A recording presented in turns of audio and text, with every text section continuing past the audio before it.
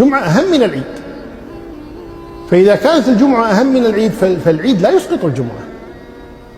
ثم الجمعة جاء فيها نص: يا أيها الذين آمنوا إذا نودي للصلاة من يوم الجمعة فاسعوا إلى ذكر الله وذروا البيع. نص قرآني. بينما العيد جاء فيه حديثان مختلف في صحتهما. فهل نترك نصا صريحا من القرآن لحديث مختلف في صحته؟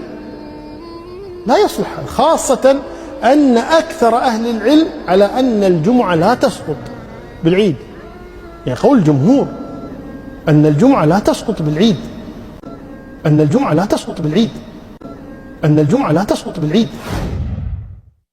هذا يسأل سؤالا قد يكون من المهم أن نجيب عليه، وهو: ما إذا صادف يوم الجمعة يوم العيد؟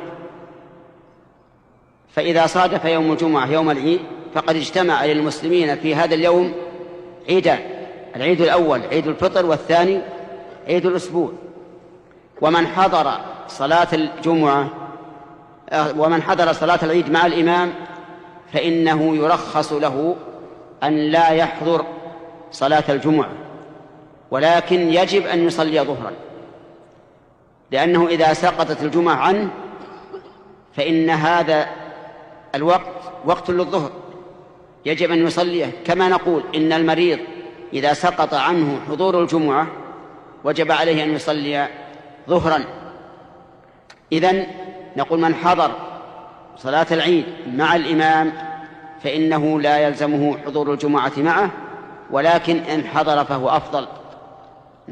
أفضل، لينال فضل الجماعة والجمعة.